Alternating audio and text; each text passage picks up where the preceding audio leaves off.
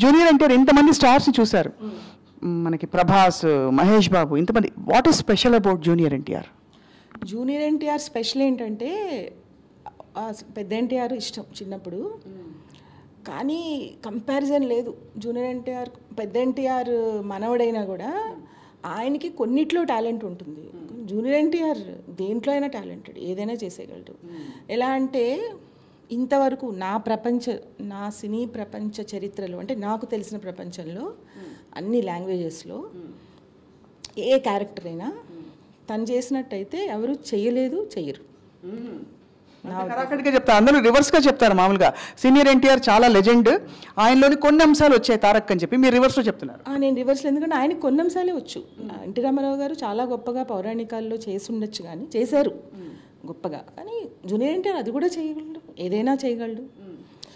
తను చేయలేదంటూ ఏం ఉండదు. విలన్గా కూడా చేయగలడు, హీరోగా చేయగలడు, ఎలా అయినా చేయగలడు.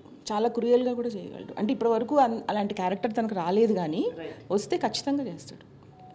ఇంత ఏదైనా ఇప్పుడు సపోజ్ బాహుబలిలో రాణా లాగాను, లేకపోతే అరుంధతిలో సోను సూద్ లాగాను ఇచ్చినా కూడా చేసేస్తాడు.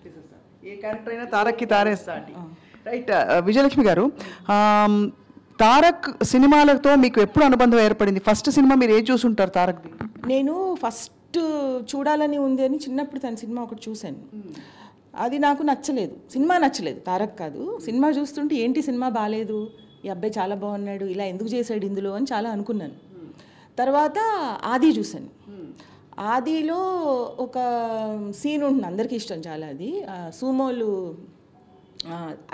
అరిస్తే అడ్డంగా, అరవకు అడ్డంగా నరికేస్తాను ఒక డైలాగ్ ఉంటుంది. అది చూసినప్పుడు నాకు ఇంకా అర్థమైపోయింది, ఇంకా చరిత్రలో ఇలాంటి వాడు పుట్టడు అని అర్థమైపోయింది. అది ఒక్కదానికి, అంత ఫ్యానా ఆ ఒక్క చిన్నదానికి. ఇంకా తర్వాత తను చేసి చూసాక ఇంకా నాకు అర్థమైపోయింది ఫర్ ఎవర్ అని. సో ఆ తర్వాత ప్రతి సినిమా చూస్తూ వచ్చారు విజయ్ గారు, లేక కొన్ని మిస్ అయిపోయారా మధ్యలో ఫ్యాన్గా? మిస్ అవ్వడమా, ఇంకా నాకు అసలు మనశ్శాంతి ఉండదు, చూసేయడమే ఇంకా. కానీ ఇంకొకటి ఏంటంటే స్వప్న, చూస్తాను, ఖచ్చితంగా చూస్తాను. ఎవరో ఒకళ్ళని పక్కన బతిమాలేసో వాళ్ళని ఏదో ఒకలా కన్విన్స్ చేసి చూస్తాను. ఫస్ట్ డే చూసేయాలి, లేకపోతే అంటే ఇంకెవరు చెప్పకూడదు నాకు అందులో ఏముందో, నేనే ఫస్ట్ చూసేయాలి. కానీ ఒకటేంటంటే అప్పటి నుంచి, అప్పుడు ఫస్ట్ టైం అలా చూశాను, కానీ ఇప్పుడు ఒక్కసారి చూస్తే చాలు, అన్ని ఎక్కువసార్లు కూడా చూడక్కర్లేదు. ఒకసారి చూస్తే అది ఉండిపోతుంది కళ్ళల్లో, తన టాలెంట్, యాక్టింగ్, ఎక్స్ప్రెషన్స్. ఇప్పుడు అందరూ ఏంటంటే నచ్చింది మళ్ళీ మళ్ళీ చూస్తారు కదా, నేనే మళ్ళీ మళ్ళీ చూడను, ఒకసారి చూస్తాను చాలు, చాలు సరిపోతుంది. చాలా చాలా అదే ఉంటుంది కళ్ళల్లో. సో ఎప్పుడైనా కలిసారా మీరు జూనియర్ ఎన్టీఆర్? కలిశాను ఆ యమదొంగ ఆడియో అప్పుడు కలిశాను ఫస్ట్ టైము.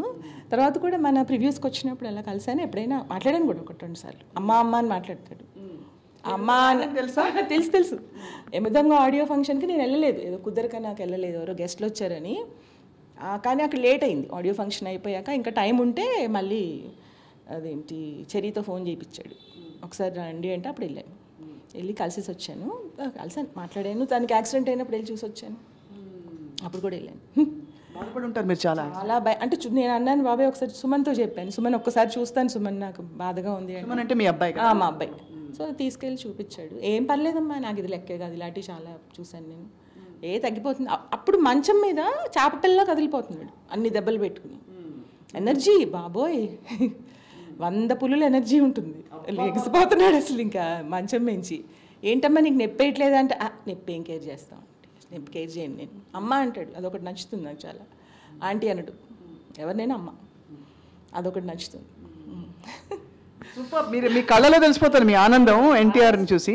సో ఇప్పుడు రీసెంట్గా RRR చూశారు కదా, ఏమనిపించింది విజయ్ గారు? RRRలో అంటే తన టాలెంట్ పేరు పెట్టడానికి లేదు, స్క్రీన్ మీదకి వస్తే చాలు. కానీ అంటే ఇప్పుడు వేరే వాళ్ళని ఏం అనకూడదు, కానీ తను స్క్రీన్ మీద ఉంటే ఇంకంతే, డామినేటింగ్. ఇంకెవరు పక్కన ఎవరు వచ్చినా, ఆ అమ్మాయి కూడా అసలు ఇంకా, ఆ అమ్మాయి కూడా పక్కనున్న హీరోయిన్ కూడా డల్గా అనిపిస్తుంది నాకు, ఎంత మంచి హీరోయిన్ అయినా. ఈ పాట మీకు గుర్తుందా? ఎక్కడో పుట్టి ఎక్కడో పెరిగి ఇక్కడే కలిసా. Student number 1. నిజంగా ఫ్యాన్. చెప్తున్నాను కదా, ఒకసారి చూస్తే చాలు నాకు. మళ్ళీ మరి వర్మ గారికి ఎందుకు చెప్పలేదు మీరు సినిమా తీయమని? రామ్ గోపాల్ వర్మ గారు చెప్పాం, తెలుసు, రాముకు కూడా తెలుసు, చాలా ఇష్టం. రాముని బలవంతంగా కూర్చోబెట్టి అది చూపించాను నేనే ఫస్ట్. ఆదిలో సీన్ చూపించా. అంతకుముందు రాము పిల్లోడు అనేవాడు, ఏ చిన్నపిల్లల సినిమాలు ఏం చూస్తాం నాకు చూపీకు అనేవాడు. అది చూసి చాలా నచ్చేసింది రాముకి. చాలా మేబీ అంటే మీరు నిజంగానే రాముకి ఎప్పుడు అలా చూపించాం, తనకి మనం చెప్పడం ఏంటి, అలాంటి పనులు ఎప్పుడు చేయం అసలు. కానీ ఓన్లీ ఎన్టీఆర్ ఫిల్మ్ చూపిస్తాం, ఎందుకంటే ఫిలిం కూడా కాదు, ఒక్క సీన్. అప్పుడు వీడియో క్యాసెట్లు కదా, మొత్తం ఫార్వర్డ్ చేసేసి ఇది ఒక్కటి చూడు రాము ప్లీజ్ ప్లీజ్ అంటే ఒక్క సెకండ్ అలా చూసాడు, టాలెంటెడ్ అన్నాడు. తర్వాత రాము కలిసి వాళ్ళిద్దరూ చాలాసార్లు కలిసి మాట్లాడుకుని ఒక సినిమా కూడా ప్లాన్ చేశారు. కానీ ఏదో ఇద్దరు డేట్స్ ప్రాబ్లం వచ్చింది. తర్వాత ఇద్దరు బిజీ అయిపోయారు. అంటే చెయ్యాలని చాలా ఉంది, రాము ఎన్టీఆర్ చేయాలని చాలా ఉంది. చెయ్యకపోయినా పర్లేదు, అయినా సంతోషం. చేస్తే చాలా సంతోషం, చేయకపోయినా. Last 2 questions. మీరు అఫ్ కోర్స్ ఇప్పుడు ఎన్టీఆర్ నెక్స్ట్ కొరటాల శివ గారి సినిమా అండ్ ప్రశాంత్ నీల్ గారి సినిమా ఫస్ట్ లుక్ చూశాను. బాబాయ్ ఇంకా ఎవరు, నా భూతో నా భవిష్యత్ అంతే. ఇంకా ఆ లుక్ ఏ హీరోకి పెట్టినా రాదు.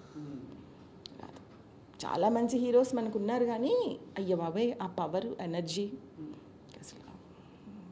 ఇందాకేం చెప్పారు డైలాగ్ ఒకసారి చెప్పండి. ఏదమ్మా ఆదిలో డైలాగ్? అరవకు అడ్డంగా నరికేస్తాం. ఎంత అందంగా చెప్తున్నారు. అవునా? అరవకు అడ్డంగా నరికేస్తాను. దానికి థియేటర్లో అందరూ లేచిపోయి కుర్చీల్లోంచి ముందుకు వెళ్ళిపోయి తర్వాత మనకేమీ కనిపించదు వినిపించదు. ఆ డైలాగ్ మనం ఎన్నిసార్లు వెళ్ళినా ఆ డైలాగ్కి మనకు మాటలు తర్వాత ఏం మాట్లాడాడు ఎవరికి తెలియదు ఇప్పటి వరకు.